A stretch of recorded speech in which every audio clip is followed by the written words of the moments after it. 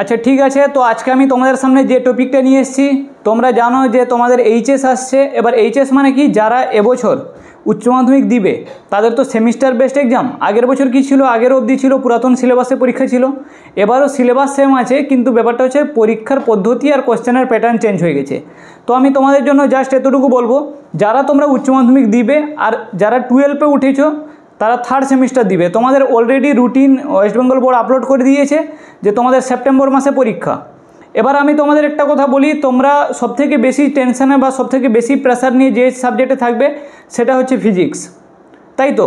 এবার এখানে কি হচ্ছে দেখো, তোমরা যে ফিজিক্সটা এমন একটা সাবজেক্ট যেটা থেকে কিন্তু অনেকটা টাফ, কারণ এবার যে তোমাদের সায়েন্সের যে সাবজেক্টগুলো আছে ওগুলোতে কি হবে 35 মার্কের এমসিকিউ হবে, আর যেগুলো প্রজেক্ট বেসড যে মানে আর্টসেরগুলোর ক্ষেত্রে ওগুলো হচ্ছে 40টা এমসিকিউ থাকবে।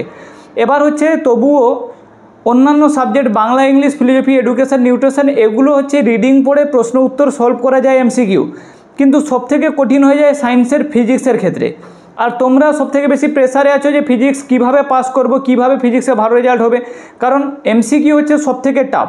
দেখো, একটা 3 মার্কের 4 মার্কের প্রশ্ন সলিউশন করা, ওখান থেকে পার্ট মার্কিং থাকে, 1 নাম্বার 2 নাম্বার দেওয়া যায়, কিন্তু যদি তুমি এমসিকিউ ওই 3 মার্ক 4 মার্কের প্রশ্নকে যদি ওরা এমসিকিউ হিসেবে তুলে দাও, তুমি যদি ওটাকে সলভ করো তারপরে যদি উত্তরটা ভুল হয়ে যায় তাহলে কিন্তু তোমার মার্কটা ওখানে কেটে গেল। তো আমি তোমাদের জন্য জাস্ট এতটুকু বলবো, তোমরা যারা চাও সায়েন্সের ক্ষেত্রে ভালো রেজাল্ট করতে আর ফিজিক্সে মোটামুটি 35-এ 30-এর উপরে নাম্বার পেতে, এবার তোমাদের বোর্ড নির্দেশ দিয়েছে কি 8 ধরনের প্রশ্ন হবে, শুধু এমসিকিউ থাকবে না। এমসিকিউ তো থাকবে নর্মালি, তার সাথে আবার কি থাকবে, শূন্যস্থান পূরণ থাকবে, আবার সত্য মিথ্যা নির্বাচন থাকবে, আবার অ্যাসারশন রিজন বিবৃতিমূলক প্রশ্ন থাকবে। 3-4টা বিবৃতি দিয়ে দিবে, দিয়ে বলবে এটা ঠিক না এটা ভুল না এটা এর কারণে ঠিক, এইভাবে থাকবে। ক্ষেত্রভিত্তিক মানে ব্রড প্রশ্ন থাকবে, ছোট করে একটা উত্তর দেওয়া থাকবে, যেমন ওই যে প্রেসি ওগুলো লেখা আসতো না ইংলিশের ক্ষেত্রে, ওই রকমই। আর তারপরে হচ্ছে কি, তোমাদের লাস্ট যে টাইপটা থাকবে সেটা হচ্ছে বামপক্ষ ডানপক্ষ মেলানো। তো তোমাদের 8 ধরনের প্রশ্ন বোর্ড নির্দেশ দিয়েছে, আর তোমাদের ফিজিক্সের প্রশ্ন কিন্তু খুবই টাফ হয়ে যাবে। এই কারণে প্রশ্ন সহজ হলেও কোশ্চেন যদি সহজও হয় তবুও কিন্তু এমসিকিউ কঠিন মনে হবে, এই কারণে, কারণ তোমরা থিওরি পড়ছো, এবার কোথা থেকে প্রশ্ন আসবে তোমরা জানো না। তো বায়োচাম্প কি করেছে তোমাদের জন্য ওই অধ্যায় ভিত্তিক পিডিএফ নোটস, যেমন 2025 সালে নিয়ে আসা হয়েছিল, এবং ফিজিক্সে 95% কমন এসছে, এখনও কিন্তু চ্যানেলে আপলোড আছে, তোমরা গিয়ে ওখানে চ্যানেলে দেখবে 2025-এর প্রশ্ন দেখবে ফিজিক্সের, আর 2025-এ বায়োচাম্পের নোটস দেখবে, এবং তোমরা ম্যাচ করে দেখবে 95% কমন এসেছিল। আর সব থেকে বেশি তোমাদের থেকে বেশি ভয় আমার এই কারণে আছে, কারণ আমাকে নোটস লাগাতে হবে, আর নোটসটা লাগবে কখন, যখন প্রশ্ন এমনভাবে সেট করা হবে যে এই প্রশ্নগুলো করে গেলে 2টো প্রশ্ন তোমরা একসাথে করতে পারো, মানে 2টো প্রশ্ন তোমরা করতে পারো, এই টাইপের প্রশ্ন।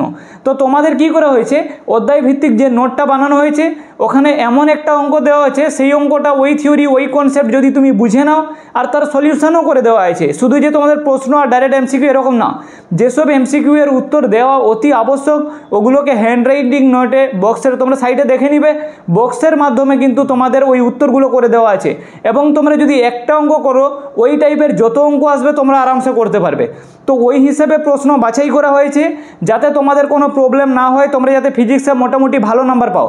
আমি তোমাদের আশ্বাস দিচ্ছি, তোমরা যদি বায়োচাম্পের নোটটা পারচেস করো, আর অথবা তোমরা যদি নাও কেন নোট, তোমরা যদি ইউটিউব থেকে বায়োচাম্পের নোটসটা ফলো করো, ওই প্রশ্নগুলো প্র্যাকটিস করো, আর পরীক্ষার আগে অবধি বায়োচাম্প যা যা আপডেট নিয়ে আসবে ওগুলো যদি সাথে থাকো, তাহলে তোমাদের 30-এ মানে 25-এ 30 কেউ আটকাতে পারবে না। এবার তোমাদের জাস্ট উদ্দেশ্য এতটুকু থাকা উচিত যে আমাদের ফিজিক্সে 35-এ 30-এর উপর নাম্বার পেতে হবে। এই কারণে সেকেন্ড সেমিস্টার কেমন হবে ওটা আমরা জানি না, মানে যেটা লাস্ট সেমিস্টার আছে 12-এর, কিন্তু ফার্স্ট সেমিস্টারে আমাদের এমসিকিউ শর্ট প্রশ্ন আছে, মানে আমাদের এইখানে ফুল নাম্বার তুলে দেওয়া অতি গুরুত্বপূর্ণ আছে, এই নাম্বারটার ভ্যালু অনেক। এবার এখানে যদি তোমরা 35-এ 30 পেয়ে যাও, তাহলে পরবর্তী যে সেশনটা আছে ওখানে মোটামুটি 30 পেলেও তোমাদের 65, বুঝতে পারছো তো, আর ওখানে 95 এরকম চলে গেলো, বা ওখানে 20ও পেলে অনেকটা হয়ে যাবে। তো তোমাদের আমি জাস্ট এতটুকু বলবো, এই থার্ড সেমিস্টার তোমাদের জন্য অনেক ইম্পর্ট্যান্ট। আর এর প্রশ্ন, এই যে বায়োচাম্পের যে পিডিএফ আছে, এই পিডিএফের বাইরে থেকে প্রশ্ন হওয়া খুবই টাফ, কারণ প্রতিটা চ্যাপ্টার ধরে, প্রতিটা ইউনিট ধরে এবং প্রতিটা টপিক ধরে ওখান থেকে প্রশ্ন তুলে ধরা হয়েছে।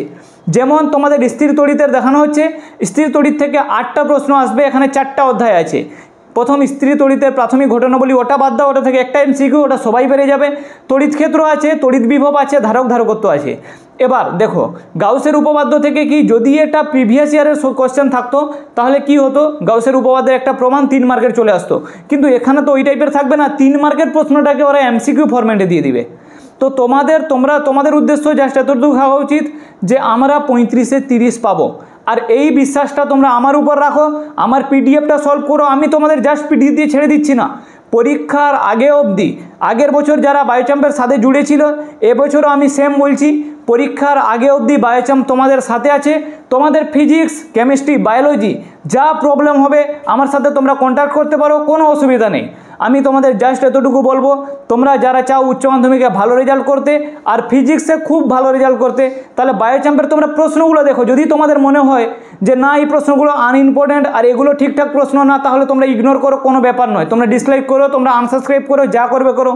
অথবা যদি তোমাদের মনে হয় যে হ্যাঁ এই প্রশ্নগুলো ইম্পর্টেন্ট, আর পরীক্ষার পরে এসে বুঝতে পারবে যে প্রশ্নটার গুরুত্ব কত ছিল, আমি তো থাকবো, আর ওই প্রশ্নগুলো তখনও তোমাদের সাথে আপলোড করব। এখন অনেক দিন সময় বাকি আছে, অনেক সময় বাকি আছে, তোমরা যা বই পড়ছো, যা অনুশীলনী, ছায়া, সাঁতরা যা করছো এই প্রশ্নগুলো সলভ করে যাও। কি বললাম বুঝতে পেরেছো? ঠিক আছে, ভালো থেকো, বেস্ট অফ লাক, পড়াশোনা চালিয়ে যাও, আর বায়োচাম্পের নোটসটা কালেক্ট করো। ডেসক্রিপশানে আর ভিডিও চলাকালীন দেওয়া নাম্বার আছে। ওকে, ভালো থেকো।